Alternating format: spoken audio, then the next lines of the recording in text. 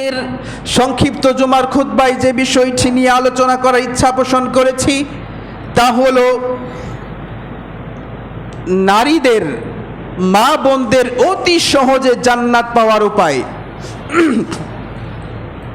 আমাদের অসংখ্য মুসলিম মা বোনগণ আজকে এসেছেন এবং তারা অসংখ্য মা বোনদের কাছে আজকের আলোচনা শোনার পরে তারা যাবেন।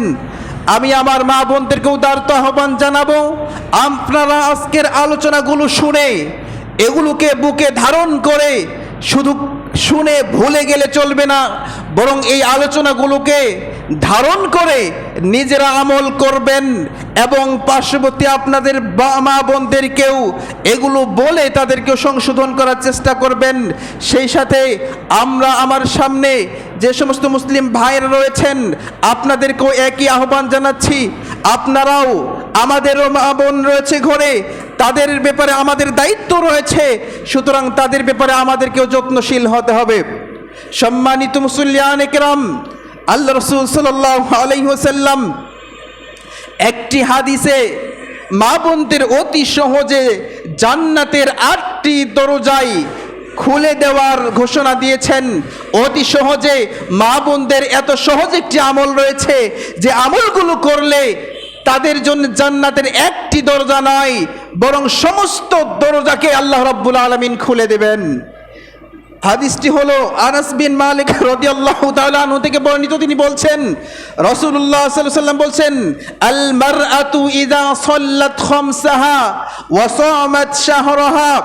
রাসূলুল্লাহ সাল্লাল্লাহু আলাইহি ওয়াসাল্লাম বলেন, একজন নারী যখন সে 5 ওয়াক্ত সালাত আদায় করবে, যখন সে 4টি কাজ করবে, তার মধ্যে একটি হলো ইযা সাল্লাত খামসাহা, যখন সে 5 ওয়াক্ত সালাত ঠিক টাইমে সঠিকভাবে আদায় করবে।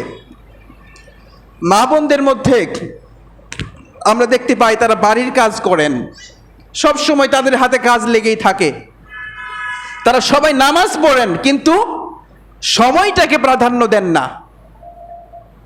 কোন সালাত কোন সময় পড়তে হবে এটা তারা প্রাধান্য দেন না। কখনো জোহরের সালাত 3টায়, আসরের সালাত 5টায়, এইভাবে তারা সালাতগুলোকে বিলম্ব করে আদায় করেন।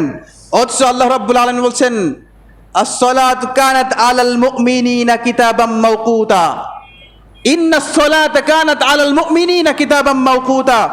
আল্লাহ রাব্বুল আলামিন এই সালাতকে ফরজ করেছেন নির্ধারিত সময়ে। প্রত্যেকটি সালাতের জন্য নির্ধারিত সময় রয়েছে, এই সময়ের মধ্যে, এই ওয়াক্তের মধ্যে আদায় করাটা আবশ্যক, অন্যথায় সালাত কাজা বলে পরিগণিত হবে। নামাজ পড়েও কাঙ্ক্ষিত নেকি অর্জন করা সম্ভব হবে না। সুতরাং মা বোনদেরকে আমি আহ্বান জানাবো, আজান হওয়ার সাথে সাথেই আপনারা নামাজের প্রস্তুতি নিয়ে 10-15-20 মিনিটের মধ্যেই সালাতের কার্যক্রম শেষ করবেন, এরপরে বাকি কাজে মনোনিবেশ করবেন ইনশাআল্লাহ। সুতরাং যখন মহিলা 5 ওয়াক্ত সালাত ঠিকভাবে আদায় করবে, ওয়াসামাত শাহরাহা, রমজানের 1 মাস রোজা রাখবে, রমজানের রোজাটা সঠিকভাবে পালন করবে, ওয়া আতাআত বালাহা, 3 নাম্বার দায়িত্ব হলো স্বামীর ইত্তেবা করবে, স্বামীর অনুসরণ করবে, পূর্ণাঙ্গভাবে স্বামীকে নিজের জন্য যথেষ্ট মনে করে নেবে। 4 নাম্বার হলো ওয়া আহসানাত ফারজাহা, নিজের লজ্জাস্থানকে হেফাজত করবে, জিনা ব্যভিচার থেকে মুক্ত থাকবে। আল্লাহ রাসূল সাল্লাল্লাহু আলাইহি ওয়াসাল্লাম বলছেন, ফালতাদখুল মিন আইয়ি আবওয়াবিল জান্নাতি শাআত, এই 4টি কাজ যখন তুমি করলে, ফালতাদখুল, সুতরাং সে যেন প্রবেশ করে, মিন আইয়ি আবওয়াবিল জান্নাতি শাআত, জান্নাতের 8টি দরজা, ওই যে জান্নাতের 8টি দরজা তার জন্য খুলে গেছে, তার যেই দরজা দিয়ে ইচ্ছা সুন্দরভাবে প্রবেশ করবে, কোনো বাধা নাই। সুবহানাল্লাহ। সুতরাং এত সহজে জান্নাতের 8টি দরজা পেতে পারে আমার মা বোনরা যদি এই কাজগুলো সঠিকভাবে আদায় করে। এবার আসেন এই হাদিসটির উপরে একটু পর্যালোচনা করি। প্রথম 2টা সালাত এবং রোজা, সিয়াম, এই 2টা ঠিক আছে, সমস্যা নেই। কিন্তু বাকি দুটো মা বোনদের মধ্যে পাওয়া বর্তমান সময়ে খুবই দুষ্কর হয়ে পড়েছে। এই হাদিসের 4 নম্বর যে শর্তটি করা হয়েছে, ওয়া আহসানাত ফারজাহা, যে মহিলা তার লজ্জাস্থানকে হেফাজত করবে, মহিলা তার লজ্জাস্থানকে হেফাজত করবে, স্বামী থাক বা না থাক, স্বামীর উপস্থিতিতে অনুপস্থিতিতে সর্বাবস্থায় নিজের লজ্জাস্থানকে হেফাজত করবে।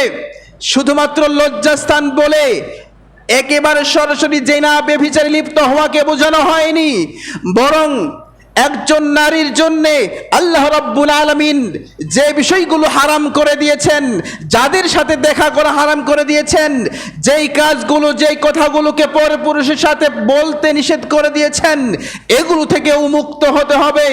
অন্যথায় এই আওতায় থাকবে না। এই হাদিসের বিপরীতে সে চলে গেল, তার মধ্যে 4টি শর্তের একটি শর্ত বিলুপ্ত হয়ে গেল, সে তখন ওই জান্নাতের 8 দরজা দিয়ে যে কোনো দরজায় ঢুকতে পারবে না। এইভাবে যখন চলতে পারবে, শর্তটা যেমন কঠিন ঠিক তেমনি ভাবে পুরস্কারও সেমন মহান। লক্ষ্য করুন, যারা এই জিনা ব্যভিচার থেকে মুক্ত থাকতে পারবে, এদের জন্য আল্লাহ রাব্বুল আলামিন কি ধরনের পুরস্কার দিবেন? পারলৌকিক পুরস্কারের মধ্যে একটি হচ্ছে, রাসূলুল্লাহ সাল্লাল্লাহু আলাইহি ওয়াসাল্লাম বলছেন, সাবাতুন ইউদিল্লুহুমুল্লাহু ফি যিল্লিহি ইয়াওমা লা যিল্লা ইল্লা যিল্লুহ। বিচারের মাঠে যেদিন বিচার নেওয়া হবে, সেই দিন আল্লাহ রাব্বুল আলামিনের আরশের ছায়া ব্যতীত আর কোনো ছায়া থাকবে না। সূর্য তার সমস্ত শক্তিকে প্রয়োগ করে আদম সন্তানের মাথার উপরে উত্তাপ দেওয়া শুরু করবে। ওই দিন তাপমাত্রা এত পরিমাণ বেড়ে যাবে, মানুষের পাপ, মানুষের অপকর্মের অনুপাতে তার ঘাম হবে কারো হাঁটু পর্যন্ত, কারো কোমর পর্যন্ত, কারো বা সাঁতার পর্যন্ত হয়ে যাবে। এত কঠিন দিন হবে, সেই দিনে কোনো ছায়া বাকি থাকবে না, শুধুমাত্র আল্লাহ রাব্বুল আলামিনের আরশে আজিমের ছায়া ব্যতীত। যারা জিনা ব্যভিচার থেকে মুক্ত হতে পারবে, তারা এই 7 শ্রেণীর মানুষের মধ্যে এক শ্রেণীর অন্তর্ভুক্ত হবে। রাসূলুল্লাহ সাল্লাল্লাহু আলাইহি ওয়াসাল্লাম বলছেন, ওয়া রাজুলুন দাতুহু ইমরাতুন যাতু মানসিবিন ওয়া জামালিন।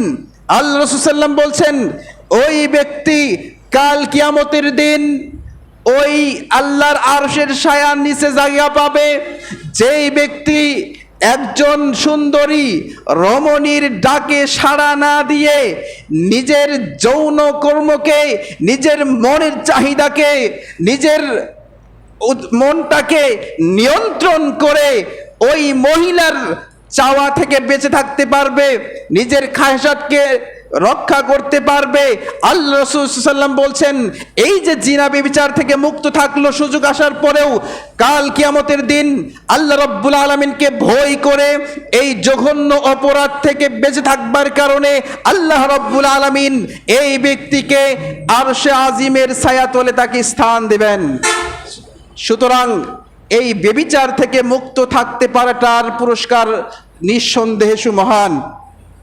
এরপরে লক্ষ্য করুন, পৃথিবীতে যারাই জিনা ব্যভিচার থেকে বেঁচে থাকতে পারবে, তারাই পৃথিবীর বুকে যত বড় ফিতনা ফাসাদ আসুক না কেন, যত বড় বিপদ আসুক না কেন, সকল প্রকার বিপদ থেকে সে বাঁচতে পারবে। লক্ষ্য করুন, এই ব্যাপারে সহিহ বুখারীর 2-1টি ঘটনা আপনাদের সামনে উল্লেখ করছি। আল্লাহ রাসূল সাল্লাল্লাহু আলাইহি ওয়াসাল্লাম বলছেন, সহিহ বুখারীর 2333 নম্বর হাদিস, আমরা সকলেই জানি বনি ইসরাইলদের 3 জন লোকের ঘটনা। এই 3 জন একবার বের হলো বাড়ি থেকে কোথাও যাওয়ার জন্য, পথিমধ্যে বৃষ্টি শুরু হলো। অতঃপর বৃষ্টি থেকে বাঁচার জন্যে পাহাড়ের একটি গর্তে অবস্থান করলো। সেখানে অবস্থান নেওয়ার পরে আল্লাহর আদেশে বিশাল একটি পাথর এসে তাদের গর্তের মুখে পড়ে গেল, তারা বন্দী হয়ে গেল। সেখান থেকে বের হওয়ার তাদের কোনো পথ নেই। যেই পাথর গর্তের মুখে পড়েছে, তারা 3 জন কেন 3000 মানুষও সেই পাথরটিকে সেখান থেকে ধাক্কিয়ে সরাতে পারবে না। এমন কঠিন অবস্থায় তারা পতিত হলো। হওয়ার পরে এবার তারা কি করে বাঁচতে পারে? আল্লাহ রাসূল সাল্লাল্লাহু আলাইহি সাল্লাম বলেন, তখন ওই তিন ব্যক্তি পরামর্শ করলো, আমাদেরকে এখান থেকে বাঁচাবার আল্লাহ রাব্বুল আলামিনের শক্তি ছাড়া দ্বিতীয় কোনো শক্তি নাই যে আমাদেরকে এখান থেকে বাঁচাতে পারে। অতঃপর ওই তিন ব্যক্তি পরামর্শ করলো, আমরা জীবনে যে সমস্ত ভালো কাজগুলো করেছি সেই সমস্ত ভালো কাজগুলোর মধ্য থেকে সবচেয়ে যেটা প্রিয়, আল্লাহ রাব্বুল আলামিনের কাছে সবচেয়ে প্রিয় যে কাজটি রয়েছে, সেই কাজগুলোকে ওসিলা করে আল্লাহ রাব্বুল আলামিনের কাছে আমরা আজকের দিন থেকে মুক্তি চাই, তাহলেই হয়তো আল্লাহ রাব্বুল আলামিন আমাদেরকে মুক্তি দিবেন। অতঃপর তিন ব্যক্তি তিন রকমের সৎ কাজের ব্যাপারে ফরিয়াদ করে আল্লাহর কাছে মুক্তি চাইলেন। তার মধ্যে একজন সেই বলল, আল্লাহুম্মা ইন্নাহা কানাত লি বিনতু আম্মিন, হে আল্লাহ, লক্ষ্য করুন, ভালো করে খেয়াল করুন, এক ব্যক্তি আল্লাহর কাছে বলছে, হে আল্লাহ, তুমি জানো আমার একটা চাচাতো বোন ছিল, অত্যন্ত সুন্দরী, অনেক রূপে গুণে রমণীয় একজন নারী ছিল, যাকে আমি ভালোবাসতাম। আহবাবতুহা কাআশাদ্দি মা ইউহিব্বুর রিজালুন নিসা। প্রচলিত মানুষেরা, যুবকেরা যুবতীদেরকে, তরুণেরা তরুণীদেরকে, পুরুষরা মহিলাদেরকে যেইভাবে ভালোবাসে তার থেকে অধিক বেশি পরিমাণে আমি আমার চাচাতো বোনকে ভালোবাসতাম, তাকে পছন্দ করতাম। একবার আমি তার কাছে খারাপ চাহিদা পূরণের জন্য যখন বললাম, সে আমাকে শর্ত দিল যে তোমার সাথে আমি এই কাজে লিপ্ত হব না যতক্ষণ না তুমি আমাকে 100 দিনার না দাও, অর্থাৎ 100 দিনার দাও, তাহলে আমি তোমার সাথে এই কাজে লিপ্ত হব। অতঃপর আমি অনেক কষ্ট করে, অনেক পরিশ্রম করে 100 দিনার জোগাড় করে তাকে দিয়ে দিয়েছি। দেওয়ার পরে তার সাথে এবার লিপ্ত হব খারাপ কাজে, তার উপরে আমি উঠেও বসলাম। এমন সময় সে আমাকে ডেকে বলছে, ইয়া আব্দুল্লাহ ইত্তাকিল্লাহ, হে আল্লাহর বান্দা, তুমি আল্লাহকে ভয় করো, তুমি আমাকে অবৈধভাবে কলঙ্কিত করো না। আল্লাহ, ওই দিন আমি যে মুহূর্তে ছিলাম, এই মুহূর্ত থেকে কোনো পৃথিবীর যুবক ফিরে আসতে পারে না, কিন্তু আমি একমাত্র তোমাকে ভয় করে সেদিনের ওই অবৈধ কাজ থেকে ফিরে এসেছিলাম। সুতরাং এই কাজটা যদি আমি তোমার ভয়ে করে থাকি, শুধুমাত্র তোমার জন্যই করে থাকি, সুতরাং এই কাজের ওছিলা করে আজকের দিনে আমাদেরকে নাজাত দাও, মুক্তি দাও। সুতরাং এই ফরিয়াদ করার সঙ্গে সঙ্গে এক মুহূর্ত আর দেরি হয়নি, সঙ্গে সঙ্গে আল্লাহ রাব্বুল আলামিন তাদের ওই গর্তের মুখ থেকে পাথরটাকে সরিয়ে দিলেন। সুবহানাল্লাহ। সুতরাং এই জিনা ব্যভিচার থেকে বাঁচতে পারা, এটা যেমন কঠিন কাজ, তার থেকে অনেক বেশি পুরস্কার, তার পুরস্কারটা অনেক বেশি মহান। সুতরাং আমাদেরকেও এই সমস্ত কাজ থেকে বেঁচে থাকতে হবে। কিন্তু আমরা যদি যুবক শ্রেণীদের দিকে তাকাই, বর্তমান সমাজের আমাদের তরুণ তরুণী যুবক যুবতীদের দিকে তাকালে দেখতে পাওয়া যায় আমাদের জিনা করাটা এত সহজ হয়ে পড়েছে। বাংলাদেশের মাটিতে বসে সেই ইউনাইটেড স্টেটস অফ আমেরিকার মেয়ের সাথে জিনা ব্যভিচার করা যাচ্ছে। বাংলাদেশের মাটিতে বসে অন্যান্য ভিন্ন কান্ট্রির মেয়েদের সাথে জিনা ব্যভিচার হচ্ছে প্রতিনিয়তই হচ্ছে। ঘরের ভিতরে হচ্ছে, লোকালয়ে হচ্ছে, মা বাবা বাড়িতে না থাকলে সন্তানরা জিনা ব্যভিচার করছে, অগণিতভাবে অকাতরে করে চলেছে। সুতরাং এই সমস্ত কাজ আমরা যারা করে চলেছি, আমাদের কাল কিয়ামতের দিন মুক্তি পাওয়ার উপায় নেই। যারা আমরা এই সমস্ত কাজে লিপ্ত, তাদের শাস্তি কি হবে একটু পরে আসছি। সুতরাং আমাদেরকে এই সমস্ত জঘন্য কাজ থেকে বেঁচে থাকতে হবে। যারা জিনা ব্যভিচার থেকে বাঁচতে পারে তাদের পুরস্কার দেখুন, তাদের যত বড় বিপদ আসুক না কেন আল্লাহ রাব্বুল আলামিন তাদেরকে সেখান থেকে হেফাজত করেন।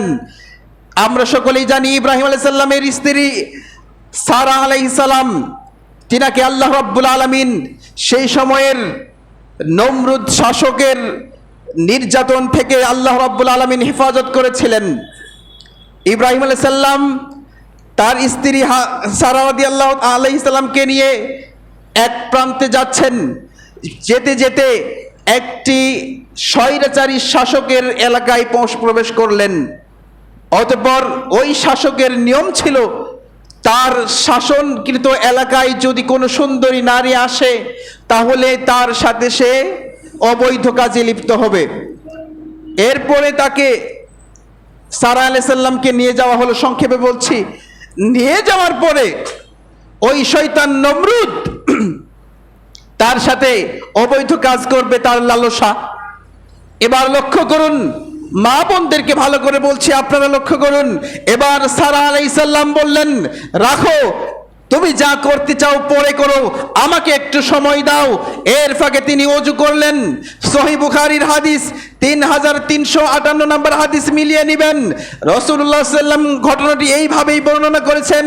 এবার সারা আলাইহিস সালাম বলছেন, আমাকে একটু সময় দাও। তিনি ওযু করলেন, 2 রাকাত সালাত আদায় করলেন।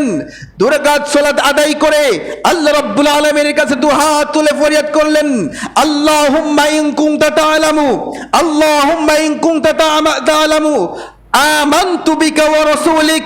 হে আল্লাহ, তুমি যদি জেনে থাকো আমি সারা, আমি একজন নারী, তোমার উপর বিশ্বাস স্থাপন করেছি, তোমাকে রব হিসাবে কবুল করে নিয়েছি, তোমাকে একত্ববাদে স্বীকার করে নিয়েছি, ওয়া রাসূলিক, এবং তোমার নবী ইব্রাহিমকে নবী হিসাবে বিশ্বাস করেছি, স্বামী হিসাবে নয়, শুধু তাকে নবী হিসাবে মেনে নিয়েছি, তোমাকে রব হিসাবে মেনে নিয়েছি। তুমি যদি জেনে থাকো তোমাকে রব হিসাবে মেনে নিয়েছি, তোমার নবীকে নবী হিসাবে গ্রহণ করেছি। ওয়া আহসানতু ফারজি লি যাওজি, আমি আমার লজ্জাস্থানকে, আমি আমার গুপ্তাঙ্গকে আমার স্বামী ছাড়া অন্য কারোর সাথে অবৈধভাবে ব্যবহার করিনি। 3টি কথা তিনি বললেন, হে আল্লাহ, তুমি যদি জেনে থাকো আমি তোমাকে রব হিসাবে মেনে নিয়েছি, নবী ইব্রাহিমকে নবী হিসাবে কবুল করে নিয়েছি, এবং আমার লজ্জাস্থানকে আমি আমার স্বামী ছাড়া দ্বিতীয় কাউকে দেখতে পর্যন্ত দেইনি, তাহলে তুমি আজকের দিনে আমার এই সতীত্বকে এই ফেরাউন নমরুদের কাছ থেকে রক্ষা করো। বলতে দেরি, সঙ্গে সঙ্গে ওই ফেরাউন নমরুদ বাদশা বেহুশ হয়ে সেখান থেকে পড়ে গেল। হাদিসে আসছে, অতঃপর সারা আলাইহিস সালাম তিনি মনে করলেন, এবারে যদি মরে যায় তাহলে তো দোষটা আমার হবে যে আমি একে মেরে ফেলেছি। আল্লাহ, তুমি একে মেরে ফেলো না। বলার সঙ্গে সঙ্গে সে জীবিত হলো। জীবিত হয়েই হুশ ফিরে আসার সঙ্গে সঙ্গে আবারও হাত বাড়ালো, আবারও বেহুশ। এবার সে আবার বলছে, আমার জন্য তুমি দোয়া করো, আমি তোমাকে নষ্ট করব না, আমি তোমার সাথে অবৈধ কাজ করব না, তোমাকে ছেড়ে দিব, আমার জন্য দোয়া করো। এবার সারা আলাইহিস সালাম দোয়া করলেন, আবার সে সুস্থ হলো। সুস্থ হওয়ার পরে তার লালসা বাসনা তারপরেও যায়নি, আবারও হাত বাড়ালো। 3বার হাত বাড়ানোর পরে সর্বশেষ সারা আলাইহিস সালামের দোয়াতে সে সুস্থ হলো।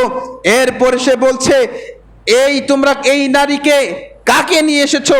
এ তো সাধারণ কোনো নারী নয়, এ তো একটা শয়তান। নমরুদ বলছে সারা আলাইহিস সালামের ব্যাপারে, তোমরা তো একটা শয়তানকে ধরে নিয়ে এসেছো, এটা তো কোনো মানুষ নয়। অতঃপর সারা আলাইহিস সালামকে ছেড়ে দিলেন, সঙ্গে হাজেরা আলাইহিস সালামকে একজন দাসী হিসাবে উপহার দিলেন। সুবহানাল্লাহ। লক্ষ্য করুন, সেখান থেকে আল্লাহ রাব্বুল আলামিন সারা আলাইহিস সালামকে বাঁচিয়ে নিলেন এবং তাকে পুরস্কৃত করলেন। এটাই হচ্ছে মুমিন নারীদের বৈশিষ্ট্য। আমরাও যদি, আমাদের মা বোনরাও যদি নিজেদের লজ্জাস্থানকে, নিজেদের চরিত্রকে হেফাজত করতে পারেন, তাহলে তাদেরকেও আল্লাহ রাসূল সাল্লাল্লাহু আলাইহি ওয়াসাল্লামের অসংখ্য বাণীর মধ্যে প্রমাণিত হয়, কোন নারী যদি নিজের সতীত্বকে হেফাজত করতে চায়, পৃথিবীর কোনো শক্তি নাই যে তাকে অবৈধ প্রমাণ করতে পারে। পৃথিবীর কোন শক্তি তাকে অবৈধতার সাথে ইফটিজিং, তার সাথে শ্লীলতাহানি, তাকে ধর্ষণ, কোন শক্তি তাকে করতে পারবে না। সুতরাং এই সমস্ত হাদিসগুলো শক্তির মাধ্যমে বোঝা যায় বর্তমান জামানাতে আমাদের দেশে নয়, শুধু গোটা বিশ্বে যত নারী ধর্ষিত হচ্ছে, যত নারীকে ইফটিজিং করা হচ্ছে, এগুলো অধিকাংশ দোষ তাদের কারণেই। বিমা কাসাবাত আইদিন নাস, এগুলো তাদেরই হাতের ফল, তাদেরই কর্মের ফল। অন্যথায় কোনো সতী সাধবী নারীকে পৃথিবীর কোনো বখাটে কোনো যুবক ধর্ষণ করতে পারবে না।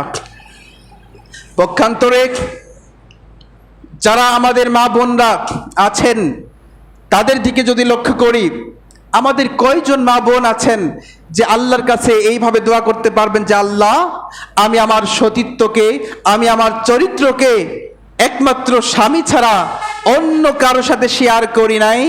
এমন কয়জন মা বোন আছেন যারা আল্লাহর কাছে একনিষ্ঠভাবে এই দোয়াটা করতে পারবেন? তাদের সাহস নেই। সুতরাং তওবা করে ফিরে এসে এখনো আল্লাহ রাব্বুল আলামিনের কাছে কান্না করে পূর্বের গুনাহগুলোকে মাফ করে নিয়ে সতী সাধবী হলে তাহলে এখনো বাঁচার সম্ভাবনা রয়েছে। সম্মানিত উপস্থিতি, বর্তমান সময়ে আমাদের মা বোনদের যে অবস্থা হয়েছে, তারা যেভাবে চলাফেরা করেন, আল্লাহ রাব্বুল আলামিন তাদেরকে মুক্তি দিয়েছেন। জাহিলিয়াতের যুগের দিকে যদি তাকাই তাহলে দেখতে পাবো সেই সময়ে নারীদেরকে মানুষ মনে করা হতো না, তাদেরকে বাঁচার অধিকার দেওয়া হতো না, তাদেরকে জীবিত এই মাটির নিচে পুঁতে দেওয়া হতো। কয়েস বিন আসিম রাদিয়াল্লাহু তাআলা আনহু থেকে বর্ণিত, তিনি বলছেন, ইন্নী ওয়াতু সামানিয়া বানাতিন লি ফিল জাহিলিয়াতি, আমি কায়েস একাই জাহিলিয়াতের যুগে আমার 8টা নারীকে, 8টি কন্যাকে মাটির নিচে জীবিত পুঁতে দিয়েছি। কয়েস রাদিয়াল্লাহু তাআলা আনহু পরবর্তীতে ইসলাম গ্রহণ করেছেন। তিনি তার পূর্বের অবস্থার কথা বর্ণনা দিয়ে বলছেন, আমি একাই 8টি কন্যা সন্তানকে মাটির নিচে পুঁতে দিয়েছি, কারণ কন্যা সন্তান বেঁচে থাকলে তাদের কারণে সমাজের মানুষের কাছে আমি মুখ দেখাতে পারতাম না। এইভাবে অসংখ্য নারীদেরকে মাটির নিচে পুঁতে হত্যা করে ফেলা হতো, তাদের বাঁচার অধিকার ছিল না। বর্তমান সময়েও বিভিন্ন ধর্মের দিকে তাকালে সেখানে নারীদেরকে পরিপূর্ণভাবে মূল্যায়ন করা হয় না। ইসলাম ধর্মই সর্বপ্রথম তাদের বাঁচার অধিকার দিল, সর্বোচ্চ সম্মান দিল। দেওয়ার পরে আল্লাহ রাব্বুল আলামিন ঘোষণা করলেন, তোমরা যদি তোমাদের সতীত্বকে রক্ষা করতে চাও, তোমরা তোমাদের সম্মানকে ধরে রাখতে চাও, পৃথিবীর বুকে সবচেয়ে সম্মানিতা হয়ে বাঁচতে চাও, তাহলে সূরা আহজাবের 33 নম্বর আয়াতটা পালন করতে হবে। আল্লাহ রাব্বুল আলামিন বলছেন, ওয়াকারনা ফি বুয়ুতিকুন্না ওয়ালা তাবাররাজনা তাবাররুজাল জাহিলিয়াতিল উলা। আল্লাহ রাব্বুল আলামিন বলছেন, নারীদেরকে বলো তারা যেন ঘরে অবস্থান করে জাহিলিয়াতের যুগের নারীদের মতো, বেশ্যালয়ে বেশ্যা নারীদের মতো অবৈধভাবে খোলামেলাভাবে অর্ধলঙ্গ পোশাক পরিধান করে রাস্তায় বের না হয়। কিন্তু আমরা যদি আমাদের মা বোনদের দিকে তাকাই তাহলে সেই জাহিলিয়াতের নারীদেরকেও হার মানিয়েছে। আল্লাহ রাব্বুল আলামিন বলছেন সূরা আহজাবের 59 নম্বর আয়াত, ইয়া আইয়ুহান নবী কুল লিআজওয়াজিকা ওয়া বানাতিকা ওয়া নিসাইল মুমিনিন, হে নবী তুমি তোমার মেয়েদেরকে, তোমার স্ত্রীদেরকে, মুমিন নারীদেরকে বলে দাও যে তারা যেন সুন্দর করে ঢেকে বের হয়, একটা ওড়না দিয়ে সমস্ত শরীরকে চাদর দিয়ে মুড়িয়ে সুন্দর করে ঢেকে তারপরে বের হয়, অন্যথায় খোলামেলা ভাবে যেন না বের হয়। যালিকা আদনা ইউরাফনা ফালা ইউযাইন, এইভাবে তারা যদি চলাফেরা করে তাহলে এটাই তাদের জন্য কল্যাণকর হবে, তাহলেই তাদেরকে সতী সাধবী নারী হিসাবে চিনা যাবে। ফালা ইউযাইন, সুতরাং এই ভালো মেয়ের সাথে, এই চরিত্রবান নারীর সাথে কখনোই ইফতিজিং করা হবে না, তাকে ধর্ষণ করা হবে না, সমাজের কোনো বখাটে তাদের দিকে চোখ রাঙিয়ে তাকাবে না, তাদের পিছু অবলম্বন করবে না, তাদের চরিত্রে কোনো কলঙ্ক দেওয়ার চেষ্টা করবে না। এটা আল্লাহ রাব্বুল আলামিন দায়িত্ব নিয়েছেন। যখন নারীরা তাদের সম্মান, ইজ্জত, আবরুকে সুন্দরভাবে আবৃত করে আল্লাহর নির্দেশিত পন্থায় রাস্তায় বের হবে, অবৈধভাবে মেলামেশা করবে না, চলাফেরা করবে না, তখন তার ইজ্জতকে রক্ষা করার দায়িত্ব একমাত্র আল্লাহ রাব্বুল আলামিনের কাছে। সুতরাং তার চরিত্রে কলঙ্ক দেওয়ার চেষ্টাও কেউ করতে পারবে না। কিন্তু আল্লাহ রাব্বুল আলামিন যেভাবে চলতে বলেছেন তার ধারের কাছেও নয়। আরে চাদর দিয়ে, বুরকা দিয়ে নিজের শরীরটাকে ঢাকবে তো দূরের কথা, এখন এমন বুরকা পরিধান করছে দেখলে আশ্চর্য হতে হয়, মনে হয় যে শয়তানকে যদি দেখা যেত তাহলে শয়তানটা মনে হয় এরকমই হতো। বুরকা পরে, বুরকাটা নয় যেন একটা মশারি, বুরকা পরিধান করে পা মেললেই ভিন্ন রকমের রং বের হয়। বুরকা পরিধান করে এমন ভাবে তাদের শরীরের সর্বাঙ্গ উঁচু নিচু ভাঁজ কোথায় কি রয়েছে সব কিছুই বোঝা যায়। এটা আবার বুরকা হয় কি করে? শুধু তাই নয়, অসংখ্য মেয়ে মা বোনদেরকে দেখা যায় তার রাস্তায় চলাফেরা করে মনে হয় সে একটা পুরুষও নয়, নারী নয়, তৃতীয় লিঙ্গের কোনো মানুষ। তাকে সে নিজেকে নারী মনে করে না, মানুষই মনে করে না। এদের রুচিবোধটা কত নিচে চলে গিয়েছে। অথচ আল্লাহ রাসূল সাল্লাল্লাহু আলাইহি সাল্লাম এই সমস্ত নারীদের ব্যাপারে বলছেন, এদের উপরে আল্লাহর লানত, এদের উপরে রাসূলের লানত, অভিশাপ রয়েছে সমস্ত মুমিন নারীদের। যারা এইভাবে চলাফেরা করে তারা কখনোই একজন মুসলিম নারী হিসাবে নিজেকে পরিচয় দিতে পারে না। এই ক্ষেত্রে দায়ী কারা? দায়ী কারা? শুধুমাত্র মা বোনদেরকে দোষ দিলেই হবে না। রাসূলুল্লাহ সাল্লাল্লাহু আলাইহি ওয়াসাল্লাম বলছেন, আলা কুল্লুকুম রাইন ওয়া কুল্লুকুম মাসউলুন আন রাইয়াতিহি, তোমাদের প্রত্যেকেই দায়িত্বশীল, প্রত্যেকের দায়িত্ব সম্পর্কে কিয়ামতের দিন তোমাকে হিসাব দিতে হবে, জিজ্ঞাসিত হতে হবে। প্রিয় ভাই, আমরা যারা রয়েছি এখানে প্রত্যেকেই কেউ বাবা, কেউ বড় ভাই, কেউ স্বামী, কেউ না কেউ তো আছি। আমাদেরই মা, আমাদেরই বোন, আমাদেরই স্ত্রীরা এইভাবে চলছে, আর আমরা রাত্রি জাগরণ করে তাহাজ্জুদ পড়ে আল্লাহর জান্নাত কামাই করার ইচ্ছা পোষণ করছি। জীবনেও সম্ভব না। আল্লাহ রাসূল সাল্লাল্লাহু আলাইহি ওয়াসাল্লাম বলছেন, লা ইয়াদখুল জান্নাতা দায়ুস, দায়ুস কখনো জান্নাতে প্রবেশ করবে না। আল্লাহর জান্নাত পড়ে থাকবে, ফাঁকা থাকবে, কিন্তু কোনো দায়ুসকে সেখানে স্থান দেওয়া হবে না। দায়ুস কারা? কারা দায়ুস? দায়ুস তো ওই পুরুষ, দায়ুস কোনো নারী হয় না। আমরা ভুল বুঝি যে নারী বেপরদায় চলাফেরা করে, মানুষের সাথে ঝগড়া বিবাদ করে, খোলামেলা ভাবে চলাফেরা করে, আমরা মনে করি এরাই দায়ুস। না, দায়ুস কোনো মহিলা না। মনে রাখতে হবে দায়ুস হচ্ছে পুরুষ। ওই পুরুষ যার অধীনস্থ মেয়ে, যার অধীনস্থ স্ত্রী, মা, কন্যা, এরা অবৈধভাবে মেলামেশা করছে, বেপরদায় চলাফেরা করছে, ওই পুরুষ সে কলা গাছের মতো দাঁড়িয়ে দেখছে, আর সেও উপভোগ করছে আমার মেয়ে কত সুন্দর করে রাস্তায় বের হচ্ছে। নাউজুবিল্লাহ। আমরাই তাদেরকে এই সমস্ত শর্টকাট, আটশাট, জাকজিক, অর্ধালঙ্কার পোশাক পরিধান করবার জন্যে টাকা দেই অথবা কিনে এনে তাদেরকে পরিধান করাই। সুতরাং যারা আমরা এই অভ্যাসে জড়িত, আমাদের যাদের মা বোনরা এইভাবে চলাফেরা করে, আমরাই দায়ুস, আমরাই জাহান্নামে যাব, আমরা জান্নাতে যেতে পারবো না।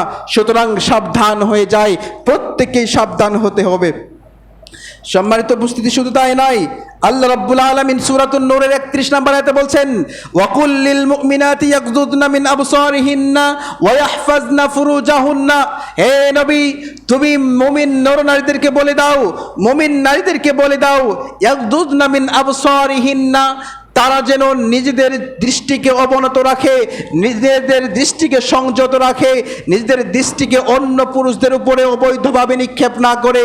এই কথা তুমি তাদেরকে জানিয়ে দাও। ওয়াহফাজনা ফুরুজাহুন্না, এবং তারা নিজেদের লজ্জাস্থানকে যেন হেফাজত করে। এই কথাটাই আল্লাহ রাব্বুল আলামিন অসংখ্য আয়াতে বলেছেন, তারা তাদের লজ্জাস্থানকে হেফাজত করবে। যদি করে তাহলে এরকম পুরস্কার পাবে অসংখ্য, যদি না করে তাহলে এদের প্রতিদান কি হবে? লক্ষ্য করুন, আল্লাহ রাব্বুল আলামিন বলছেন সূরাতুন নূর 2 নম্বর আয়াত, আয-যানিয়াতু ওয়াজ-যানি ফাজলিদু কুল্লা ওয়াহিদিম মিনহুমা। লক্ষ্য করুন, আল্লাহ রাব্বুল আলামিন বলছেন, পৃথিবীর বুকে যেই সমস্ত নরনারী, যেই সমস্ত পুরুষ মহিলা জিনা ব্যভিচারে লিপ্ত হবে, জিনাকারিনী নারী, জিনাকারী পুরুষ, এই সমস্ত দুই শ্রেণীর মানুষকে ফাজলিদু কুল্লা ওয়াহিদিম মিনহুমা, প্রত্যেককেই 100 বেত্রাঘাত করতে হবে, 100 করে বেত্রাঘাত করতে হবে। এরপর আল্লাহ রাব্বুল আলামিন বলছেন, ওয়ালা তাখুযকুম বিহিমা রাফাতুন ফি দীনিল্লাহ। এই যে ব্যভিচার, এই যে ব্যভিচারিণী, দুইজনকে যখন শাস্তি দেওয়া হবে, শাস্তি দিতে গিয়ে মনের ভিতরে একটু দয়া মায়া থাকা যাবে না।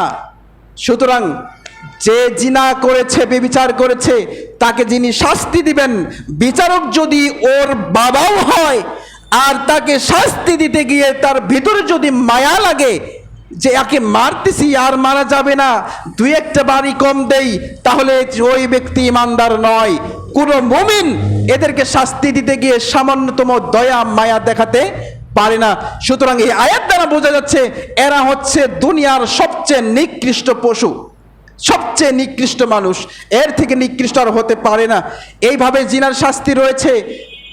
যারা বিবাহিত তাদের জন্য কঠিন, যারা অবিবাহিত তাদের জন্য 100 বেত্রাঘাত।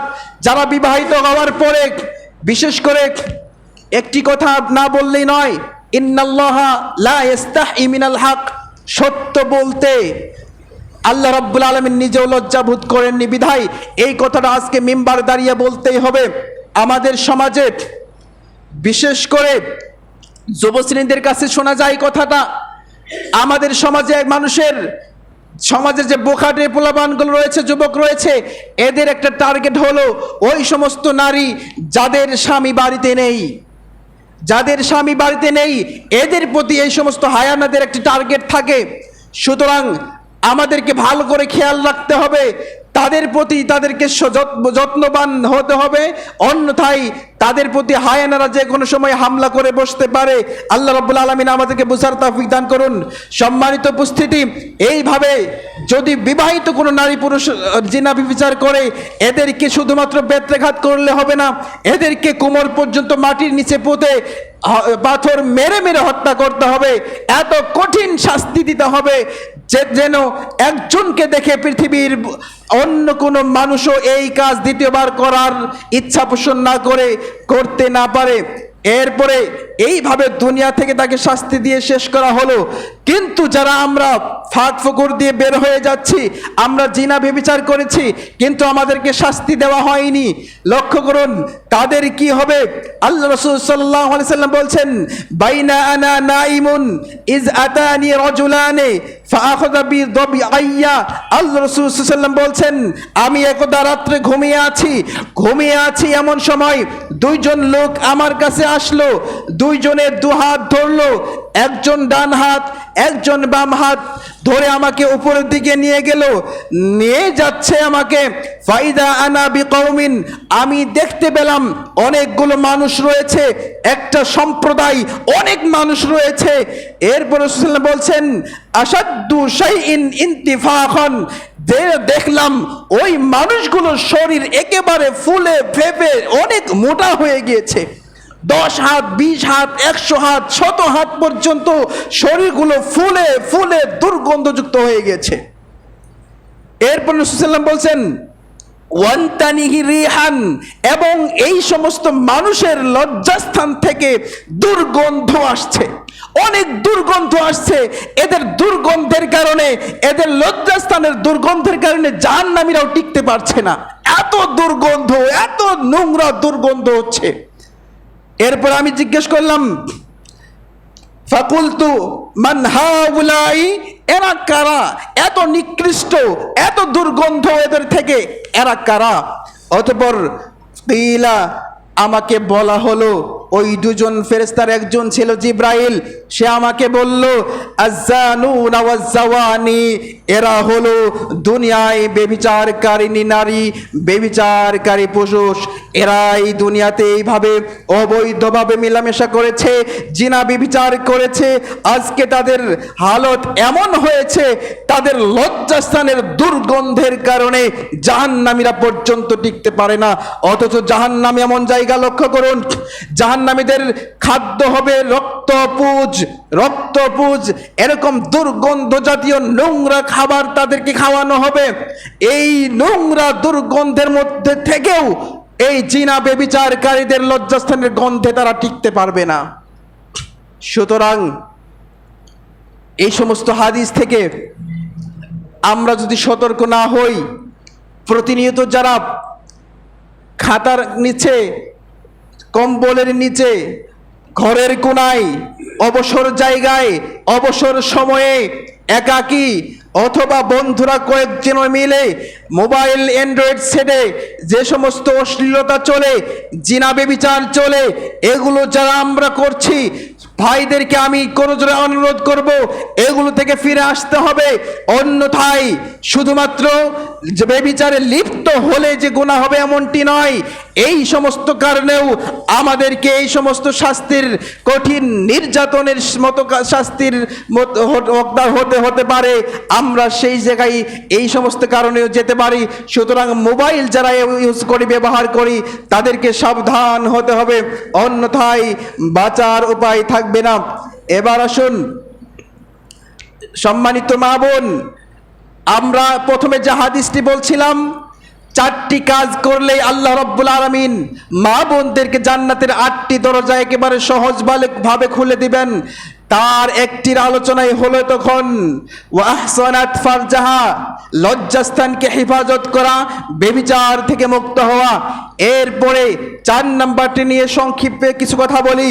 ওয়া আতাআত বালাহা, স্বামীর ইত্তেবা করা, স্বামীর অনুসরণ করা, স্বামীকে নিজের জন্য যথেষ্ট মনে করা।